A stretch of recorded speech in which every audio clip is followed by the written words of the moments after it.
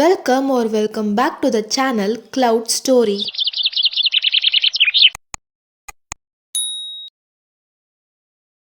Use our headphones for better experience. இன்னைக்கு நம்ம blue spring ரைடோட 11th episode தான் பார்க்க போகிறோம். ஏற்கனவே போட்ட எபிசோட்லாம் பார்க்கலனா போய் பார்த்துட்டு வந்துருங்க. அப்போ தான் இந்த எபிசோடு உங்களுக்கு நல்லா புரியும். வாங்க நம்ம இப்போ இந்த எபிசோட்குள்ளே போகலாம். இந்த எபிசோட ஸ்டார்டிங்கில் கோவோட கடந்த காலத்தை தான் காமிக்கிறாங்க. கோ சொல்கிறேன், என்னோட கோலில் நான் கான்சென்ட்ரேட் பண்ணதுனால மற்ற விஷயத்தெல்லாம் நான் கவனிக்காமல் விட்டுட்டேன். கட் பண்ணா டாக்டர் என்ன சொல்கிறாருன்னா, உங்கள் அம்மாவுக்கு உடம்பு முடியல, ஸோ உன்னை தவிர பார்த்துக்க உன் ஃபேமிலி மெம்பர்ஸில் யாராச்சும் இருக்காங்களான்னு சொல்லிட்டு கேட்குறாரு.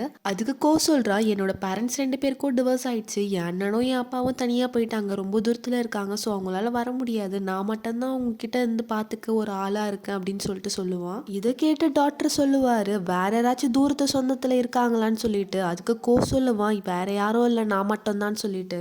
இதை கேட்டு டாக்டர் ரொம்ப யோசிப்பாரு. அதுக்கு கோ சொல்லுவான், நான் மட்டும்தான் எங்கள் அம்மாவை பார்த்துக்க முடியும் அப்படின்னு சொல்லிட்டு. கட் பண்ணா கோவம் அவங்க அம்மா இருக்கிற ரூம்ல தயக்கத்தோட உள்ள போறான். கோ உள்ள வரும்போது அவங்க அம்மா பார்த்துட்டு, கோ வந்துட்டியாப்பா, டாக்டர் என்ன சொன்னாரு அப்படின்னு சொல்லிட்டு கேட்குறாங்க. அதுக்கு கோ சொல்லுவான், டாக்டர் சொன்னாரு டெஸ்ட் எல்லாம் எடுத்து பார்த்துட்டு தான் எதுவும் சொல்ல முடியும்னு சொல்லிட்டேன்னு. கோ கேட்குறான், அம்மா உங்க முதுகுவலி எப்படி இருக்கு அப்படின்னு சொல்லிட்டு. அதுக்கு அவங்க அம்மா சொல்றாங்க, முதுகுவலியெல்லாம் சரியா போயிடுச்சு, எனக்கு வந்து டாக்டர் பெயின் கில்லர் கொடுத்தாரு அப்படின்னு சொல்லிட்டு சொல்லுவாங்க. அது மட்டும் இல்லாமல் என்ன சொல்லுவாங்கன்னா, எனக்கு ஃபீவராக இருக்குது, ஸோ நீ வீட்டுக்கு கிளம்பு, நீ என்னை பற்றி கவலைப்படாத தங்கம் அப்படின்னு சொல்லிட்டு சொல்லுவாங்க. இதை கேட்ட கோ சொல்லுவான், ஆமாம்மா, நீங்கள் ஹாஸ்பிட்டலில் தங்கறதுக்கு ஒரு சில பொருள்லாம் நான் எடுத்துகிட்டு வரணும், நான் வீட்டுக்கு போயிட்டு எடுத்துகிட்டு வரேன் அப்படின்னு சொல்லிட்டு சொல்லுவான். இந்த மாதிரி சொல்லிட்டு அவன் ஹாஸ்பிட்டல் விட்டு கிளம்புவான். அப்போதான் கோவம் யோசிப்பான் டாக்டர் சொன்ன விஷயத்த. டாக்டர் என்ன சொல்லியிருப்பான்னா, அவங்க அம்மாவுக்கு லங் கேன்சர் இருக்குது, முதுகுல வலி தெரியறதுனால போன்லேயும் அது பரவி இருக்குன்னு சொல்லிட்டு சொல்லுவாங்க. இது எல்லாத்தையும் கோ யோசிச்சு பார்த்துட்டு, நானும் நார்மலாக இருக்க தான் ஆசைப்படுறேன், ஆனால் என்னால் இருக்க முடியலன்னு சொல்லிட்டு நினச்சிட்டு போவான். இந்த பக்கம் கோவோட அம்மா வந்து கோவோட அண்ணன் கிட்ட வந்து பேசிகிட்டு இருக்காங்க. என்ன சொல்கிறாங்கன்னா, கோ வந்து எவ்வளவோ ட்ரை பண்ணுறான் என்கிட்ட மறைக்கிறதுக்கு, ஆனால் அவனால் முடியல. ஸோ இங்கே வந்து நிலமை சரியில்லை, எனக்கு ஏதாச்சும் ஆச்சுன்னா கோவை நீ நல்லா பார்த்துக்கோப்பா அப்படின்னு சொல்லிட்டு சொல்லுவாங்க. இந்த பக்கம் கோவம் வீட்டுக்கு வந்திருப்பான். வீட்டுக்கு வந்த அப்புறம் டாக்டர் சொன்னதான் யோசிச்சு பார்த்துட்டு இருப்பாங்க. டாக்டர் என்ன சொல்லியிருப்பானா, உங்கள் அம்மாவை என்னால் காப்பாற்ற முடியாது, இன்னும் 6 மாதம் தான் உயிரோடு இருப்பாங்கன்னு சொல்லியிருப்பாங்க. அதை யோசிச்சு பார்த்துட்டு அழுவான். கோ யோசிப்பா, நான் ஏன் இதை முன்கூட்டியே கவனிக்கல, நல்லா படித்து நல்ல மார்க் வாங்கி நல்ல வேலையில் சேர்ந்து நிறைய சம்பாதிச்சு கொண்டு வந்து எங்கள் அம்மாவை சந்தோஷமாக பார்த்துக்கணும்னு தானே நான் நினச்சேன், அதுக்காக தான் நான் கஷ்டப்பட்டு படித்தேன். இந்த மாதிரி நினச்சிட்டு ஒரு விஷயத்த யோசிச்சு பார்க்குறான். கோ வந்து அவனோட ரூமில் உட்காந்து படிச்சுட்டு இருக்கான். அப்போ அவங்க அம்மா வந்து டின்னர் சாப்பிட வந்து கூப்பிடுவாங்க. அதுக்கு கோ சொல்லியிருப்பா, அம்மா நீங்கள் சாப்பிடுங்கம்மா, நான் படிச்சுட்டு வந்து சாப்பிட்றேன் அப்படின்னு சொல்லிட்டு. அதுக்கு அவங்க அம்மா சொல்லியிருப்பாங்க, எனக்கு ரொம்ப தனிமையாக இருக்கிற மாதிரி ஃபீல் ஆகுதுப்பா அப்படின்னு சொல்லிட்டு. அதுக்கு கோ சொல்லியிருப்பா, அம்மா இப்போ ஒன்றா அப்படி ஃபீல் ஆகும், ஆனால் நான் நிறைய சம்பாதிச்சுட்டு வந்த அப்புறம் நீங்கள் ரொம்ப சந்தோஷப்படுவீங்கம்மா அப்படின்னு சொல்லிட்டு சொல்லுவான்.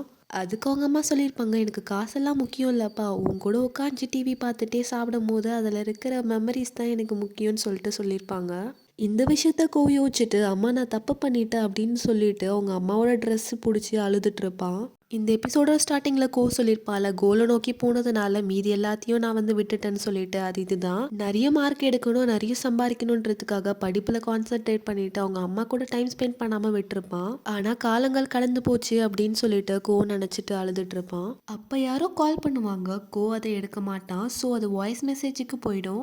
யார் பேசுவானோ, கோவோட அண்ணா தான் பேசுகிறாரு. அம்மா கொஞ்ச நேரத்துக்கு முன்னாடி கால் பண்ணாங்க, நீ இருக்கியா கோ அப்படின்னு சொல்லிட்டு அவங்க அண்ணா கேட்பாரு. இதை கேட்ட உடனே ஒரு விஷயத்த யோசிப்பான். அவங்க அண்ணா வந்து சொல்லியிருப்பார்ல, இவங்க 2 பேரும் பிரிஞ்சு போகும்போது அம்மாவை நல்லா பார்த்துக்கோ கோ அப்படின்னு சொல்லிட்டு. அதை யோசிச்சு பார்ப்பாரு. கோ அதை யோசிச்சு பார்த்துட்டு அழுவுறாரு. என்னை மன்னிச்சிரு, என்னை மன்னிச்சிரு, எல்லாம் ஏன் தப்புதான் அம்மா, என்னை மன்னிச்சிருங்க அம்மா, நான் உங்களை சரியாவே பார்த்துக்கல அப்படின்னு சொல்லிட்டு அழுவாரு.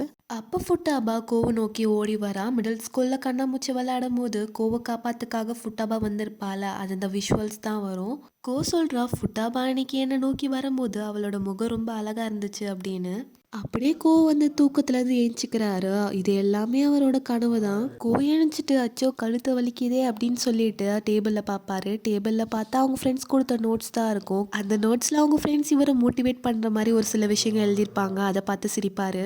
கோ அவங்க ஃப்ரெண்ட்ஸ் கொடுத்த நோட்ஸை தொடுவார். தொடும் போது அவங்க அம்மாவோட ஞாபகம் தான் வரும். கட் பண்ணால் ஸ்கூலில் காமிக்கிறாங்க. கோ ரொம்ப சோகமாக அவனோட பேக்கை பேக் பண்ணிட்டு இருக்கான். அப்போ கொமினாட்டோ வந்து, ஏ கோ என்னாச்சு உனக்கு இப்படி இருக்க, சரி வா நம்ம கிளம்பலான்னு சொல்லிட்டு கூப்பிடுவான். கொமினாட்டோ ரொம்ப செம்ம எனர்ஜெட்டிக்கா இன்னைக்கு டன் கணக்கா நம்ம படிக்க போறோம்டான்னு சொல்லிட்டு சொல்லுவா. அது சரி அப்படின்னு சொல்லிட்டு முழிச்சிட்டு இருப்பான். கட் பண்ணா எல்லாரும் லைப்ரரியில உட்காந்துட்டு இருக்காங்க. யூரி கேக்குறா, மபுச்சி உனக்கு இன்னைக்கு எதுல ஸ்டார்ட் பண்ணணும்னு ஆசையா இருக்கு அப்படின்னு சொல்லிட்டு. அதுக்கு வந்து சொல்றான், எதுலயாச்சும் ஸ்டார்ட் பண்ணுங்க, எனக்கு கவலை இல்லை அப்படின்னு. இதை கேட்ட முரோவும் சொல்லுவா, நீ பேசுறத பார்த்தா எல்லாத்தையும் படிச்சு கரைச்சு குடிச்ச மாதிரில இருக்கு. ஆனா என்ன பண்றது, பேப்பர்ல தான் ஒன்னும் காணும்னு சொல்லிட்டு சொல்லுவா. கொமினாட்டும் சொல்லுவா, உனக்காக பார்ட் 2 மேத்ஸ் நோட்டை நான் ரெடி பண்ணிட்டேன்னு சொல்லிட்டு. ஃபுட்டாபாவும் சொல்லுவா, உனக்காக பார்ட் 2 சயின்ஸ் நோட்டை நான் ரெடி பண்ணிட்டேன்னு. இது எல்லாத்தையும் கேட்டுட்டு எல்லாரையும் குறு குறுன்னு பார்த்துட்டு, சரி நான் ரெஸ்ட் ரூம் போயிட்டு வரேன் அப்படின்னு சொல்லிட்டு போவான். பார்த்தா பயபுள்ள அவனுங்களுக்கு தெரியாம அவனோட பேக்கையே தூக்கிட்டு வந்து, எப்பாடி தப்புச்சோண்டா அப்படின்னு சொல்லிட்டு போவான். கொஞ்ச நேரம் கழிச்சு யூரி வந்து கேட்குறா, ரெஸ்ட் ரூம் போன மபுச்சி இன்னும் என்ன காணும் அப்படின்னு சொல்லிட்டு. ஃபுட்டாவும் யோசிக்கிறா, ஆமால எங்க காணும்னு. முரோ வந்து கீழே பார்க்குறா, அவனோட பேக்கை காணும். கொமினாட்டும் சொல்றான், ஒருவேளை அவனுக்கு நம்பர் 2 வந்திருக்குமோ அப்படின்னு. முரோ சொல்றா, அவனோட பேக்கை காணும், கண்டிப்பா அவன் வீட்டுக்கு தான் போயிருப்பான் அப்படின்னு சொல்லிட்டு. இதை கேட்ட ஃபுட்டாபாவும் அவசர அவசரமா அவனோட பேக்கை பேக் பண்ணிட்டு, அவனை சும்மாவே விடக்கூடாது, அவன் ரொம்ப தூரம் போயிருக்க மாட்டான், அவனை போய் பிடிச்சிடலாம் அப்படின்னு பேசிக்கிட்டே போயிட்டு இருப்பா பின்னாடி திரும்பிட்டு. அப்ப தெரியாம பின்னாடி நின்றுட்டு இருக்க ஒரு பையன் காலை மிதிச்சு அவன் மேலேயே அப்படியே விழுந்துருவா. அப்புறம் ஃபுட்டாபா திரும்பி அவனை பார்த்து சாரி அப்படின்னு சொல்லிட்டு சொல்றா. அப்புறம் பார்த்தா வைக்க கூடாத இடத்துல கை வச்சிட்டு இருக்கா. ஐயையோ அப்படின்னு சொல்லிட்டு கத்திக்கிட்டே ஓடுவா. ஃபுட்டாபாவோட ஃப்ரெண்ட்ஸும் என்ன ஒரு கன்றாவியான காட்சி, அவளை நினைச்சா பரிதாபமா இருக்கு அப்படின்னு சொல்லிட்டு ஃபுட்டாபாவோட பின்னாடி ஓடுறாங்க. அடுத்த சீன்ல எங்க போனானே தெரியாததுனால அவங்க வந்து ஒரு டோனட் ஷாப்ல உட்காந்து சாப்பிட்டுட்டு இருக்காங்க. சாப்பிட்டுட்டு எல்லாரும் பேசிட்டு இருக்காங்க. கொமினாட்டோ சொல்றா, இன்னைக்கு வந்து ரொம்ப வித்தியாசமா நடந்துக்கிட்டான்னு சொல்லிட்டு. யூரியோ ஆமா ரொம்ப வித்தியாசமா நடந்துக்கிட்டான்னு சொல்லிட்டு சொல்றா. கொமினாட்டோ சொல்லுவா, நான் நினைச்சேன் நம்ம எல்லாரும் க்ளோஸ் ஆகிறோம்னு சொல்லிட்டு. ஆனா இப்படி பண்ணுவான்னு நினைச்சு கூட பார்க்கல. ஆனா அவன் மனசுக்குள்ள ஏதோ ஒரு பெயின் இருக்குன்னு மட்டும் எனக்கு நல்லா தெரியுதுன்னு சொல்லிட்டு சொல்லுவான். முரு சொல்லுவா, அவனுக்கு பூனைனா பிடிக்கும்ல, அவனுக்கு என்ன வேணும்ன்றது அவனுக்கே தெரியல, அவன் சரியான முட்டாள் அப்படின்னு சொல்லிட்டு சொல்லுவா. கொமினாட்டோ சொல்லுவா, ஆனா எனக்கு அவனை ரொம்ப பிடிச்சிருக்கு, சம்மர் வெக்கேஷனுக்கு நம்ம எல்லாரும் சேர்ந்து வெளியே போலாம், எங்க போலாம்னா மூவி இல்லைனா அம்யூஸ்மெண்ட் பார்க் இல்லைனா நம்ம லீடர்ஷிப் ட்ரைனிங் அப்போ போனோம்ல ஒரு மவுண்டெயினுக்கு, அந்த மாதிரி இடத்துக்கு போகலாம் அப்படின்னு சொல்லிட்டு சொல்லுவான். அதை கேட்ட யூரி சொல்லுவா, எங்க வேணா போகலாம், ஆனால் தொலைஞ்சு போகாமல் இருந்தால் சரிதான் அப்படின்னு. அப்போ ஃபுட்டாபா யோசிக்கிறா, உனக்காக தான் எல்லாரும் காத்துட்டு இருக்கோம், நீ மட்டும் அந்த கதவை திறந்தனா இருட்டில் இருக்க உன்னை நாங்கள் எல்லாரும் சேர்ந்து வெளிச்சத்துக்கு கொண்டு வருவோம் அப்படின்னு சொல்லிட்டு நினைக்கிறா. கட் பண்ணா ஃபுட்டாபா கோவோட வீட்டில் விடாம காலிங் பெல் தான் அடிச்சிட்டு இருக்கா.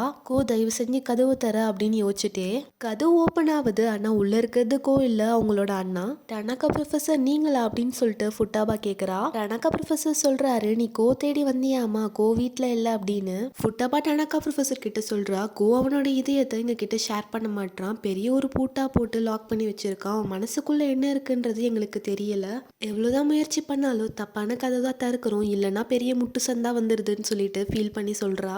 டனகா ப்ரொஃபசரும் சிரிச்சுக்கிட்டே, எனக்கும் எப்படி ஓபன் பண்றது தெரியலையே அப்படின்னு சொல்லிட்டு சொல்லுவாரு. அதை கேட்ட ஃபுட்டாபா சொல்றா, அப்ப நான் அந்த டோரை உடைச்சுதான் ஆகணும் அப்படின்னு சொல்லிட்டு ஓடுறா. அங்கிருந்து ஓடும் போதே ஃபுட்டாபா நினைக்கிறா, அடே வால் பையா, என் மனசுல இருக்கிற கதவை நீ திறந்த மாதிரி உன் மனசுல இருக்க கதவையும் நான் திறப்பேன்டா அப்படின்னு சொல்லிட்டு ஓடுறா. இது எல்லாத்தையும் மிஸ்டர் டனாகா ப்ரொஃபஸரும் பார்த்துட்டு, இந்த பொண்ணு ஒரு புயல் மாதிரி இருக்கு அப்படின்னு சொல்லிட்டு வீட்டுக்குள்ள வராரு. வீட்டுக்குள்ள வந்து பார்த்தா மிஸ்டர் டனாகாவும் சின்ன வயசுல இருந்து எடுத்த நிறைய பிக்சர்ஸ் இருக்கு. அதை பார்த்துட்டு சீக்கிரமா உன் வழிகள்ல இருந்து நீ மீண்டு வரணும் அப்படின்னு சொல்லிட்டு டனாகா ப்ரொஃபஸர் யோசிப்பாரு. கட் பண்ணா ஃபுட்டாபா ட்ரெயின்ல தான் போயிட்டு இருக்கா. எங்க போயிட்டு இருக்கான்னு பார்த்தா வந்து ஆல்ரெடி ஃபாலோ பண்ணி போயிருப்பாள், அந்த இடத்துல தான் இருப்பான்னு சொல்லிட்டு அங்க போயிட்டு இருக்கா. அங்க போயிட்டு ஃபுட்டாபா தேடிட்டு இருக்கா. இங்க எங்கேயாச்சும் தான் இருப்பா அப்படின்னு சொல்லிட்டு ஒரு வழியா ஃபுட்டாபா எங்க இருக்கான்னு சொல்லிட்டு கண்டுபிடிச்சிருவா. அவனோட 2 ஃப்ரெண்ட்ஸ் கூட உட்காந்து பேசிட்டு இருக்கா. ஆனா அவங்க பேசுறதை இவன் கவனிக்கல. இவனோட யோசனை ஃபுல்லா ஃபுட்டாபா அன்னைக்கு சொல்லியிருப்பாள், உனக்கு பேசுறதுக்கு யாரும் கிடைக்கல, நான் எங்க கிட்ட வந்து பேசு, யூரி இருக்கா, கொமினாட்டோ இருக்கா, முரோ இருக்கா, நானும் இருக்குன்னு சொல்லிட்டு ஃபுட்டாபா சொல்லியிருப்பாள். அதை பத்தி அவன் யோசிச்சு பார்க்கறான். அப்புறம் பக்கத்துல இருந்து ஒரு பையன் கேட்பான், என்னக்கோ ஒரு மாதிரி யோசனையில இருக்கு அப்படின்னு சொல்லிட்டு. இன்னொரு பையன் சொல்லுவான், எப்போவுமே இப்படிதான், ஆனால் ரொம்ப நாள் ஆள் காணோமே, நீ எங்கே போன, உனக்கு புது ஃப்ரெண்ட்ஸ் கிடைச்சிட்டாங்களான்னு சொல்லிட்டு கேட்பான். அப்போ டக்குன்னு வந்து அவங்க ஃப்ரெண்ட்ஸுங்களை பற்றி யோசிப்பான். அதுக்கப்புறம் சொல்லுவான், அப்பெல்லாம் எதுவும் இல்லை அப்படின்னு. அந்த சமயம் சொல்லிட்டு யாரோ கத்துற மாதிரி சத்தம் கேட்கும். திரும்பி பார்ப்பான். பார்த்தா ஃபுட்டாபா தான் ஓடி வருவா. அப்போ யோசிப்பான், மறுபடியும் அவன் என்ன நோக்கி ஓடி வரா, மிடில் ஸ்கூல்ல என்ன நோக்கி ஓடி வந்த மாதிரியே அதே முகத்தோட ஓடி வரா, ரொம்ப அழகா இருக்கு அப்படின்னு சொல்லிட்டு யோசிப்பான். கட் பண்ண அடுத்த சீனில் ஃபுட்டாபாவும் ஒன்றா சேர்ந்து நடந்து போயிட்டு இருப்பாங்க. அப்போ கேட்பா, இந்த இடத்துக்கு நான் வரக்கூடாதுன்னு நான் ஏற்கனவே சொல்லியிருக்கல, எதுக்காக வந்த அப்படின்னு சொல்லிட்டு. அதுக்கு ஃபுட்டாபா சொல்லுவா, எவ்வளோ நாள் நீ இந்த மாதிரி பண்ணிட்டு இருக்க போற அப்படின்னு சொல்லிட்டு. நீ எதை பற்றி பேசிட்டு இருக்க அப்படின்னு சொல்லிட்டு கேட்பான். அதுக்கு ஃபுட்டாபா சொல்லுவா, இப்போ நீ பண்ணிட்டு இருக்கல அதை பற்றி தான் நான் சொல்கிறேன் அப்படின்னு சொல்லிட்டு சொல்லுவா. டக்குன்னு கோவம் வந்து நடக்கிறத ஸ்டாப் பண்ணிட்டு ஃபுட்டாபாவை திரும்பி பார்த்துட்டு ஒன்றுமே சொல்லாமல் நடந்து போயிடுவான். ஃபுட்டாபாவும் கோ பின்னாடி போவா. ஃபுட்டாபா கேட்பா, நீ பண்ணுறது உனக்கே கடுப்பா இல்லையா, இதுக்கெல்லாம் என்ன அர்த்தம் அப்படின்னு சொல்லிட்டு கோவம் நடக்கிறத ஸ்டாப் பண்ணிட்டு ஃபுட்டாவை பார்த்து சொல்லுவான், ஆமாம் நான் பண்ணுற எந்த விஷயத்துக்கும் அர்த்தம் இல்லை, ஆனால் அது உன்ன மாதிரி ஆள்கிட்ட சொன்னால் சுத்தமாக புரியாதுன்னு சொல்லிட்டு இதை கேட்ட ஃபுட்டாபாவும் சோகமாகி, இந்த மாதிரி வார்த்தையை நீ வாயிலேருந்து சொன்னதை உங்கள் அம்மா கேட்டாங்கன்னா ரொம்ப கஷ்டப்படுவாங்க அப்படின்னு சொல்லிட்டு சொல்லுவா. நீ சொல்கிறது கரெக்டு தான், ஆனால் ஏற்கனவே அந்த விஷயத்த நான் நிறைய தடவை யோசிச்சு பார்த்துட்டேன், ஆனால் அது எனக்கு உதவவே இல்லை. என்னோட வாழ்க்கையை மறுபடியும் முதல்லேருந்து ஆரம்பிக்கிறதுக்கு அந்த ஒரு விஷயம் மட்டும் போதாது. எங்கள் அம்மா நோய்வாய்ப்பட்டு இருக்கும்போது நான் அவங்க பக்கத்துலேயே இருந்தேன். தினமும் அவங்க ஒல்லியாவதை என் கண் கூட பார்த்தேன். அவங்க இந்த உலகத்தை விட்டு போகிறத என் கண்ணால் நான் பார்த்தேன். அந்த வலிகள் உனக்கு சொன்னால் புரியாது ஃபுட்டாபான்னு சொல்லிட்டு கோ சொல்லுவான். அப்போ ஃபுட்டாபா ஒரு விஷயத்த யோசிச்சு பார்க்குறா. ஃபுட்டாபா சொல்லியிருப்பால, எந்த விஷயமும் நம்ம நினச்ச மாதிரி நடக்கலைனாலும் நான் முதல்லேருந்து ஸ்டார்ட் பண்ண போகிறேன் கோ அப்படின்னு சொல்லிட்டு. கோவும் அதுக்கு ரொம்ப நல்லது அப்படின்னு சொல்லிட்டு சிரிச்சுட்டே சொல்லியிருப்பான். அதெல்லாம் யோசிச்சு பார்த்துட்டு ஃபுட்டாபா வந்து நினைக்கிறா, சின்ன வயசில் அவன் பட்ட வலிகள் இன்னமும் ஆறலை. எவ்வளோதான் முயற்சிகள் பண்ணாலும் யாராலையும் அவன் பட்ட வலிகளை புரிஞ்சிக்கவே முடியாது. இந்த மாதிரி நினச்சிக்கிட்டே ஃபுட்டாபா வந்து கோ கிட்ட போயிட்டு அவன் நெஞ்சிலேயே கையை வச்சு குத்துறா.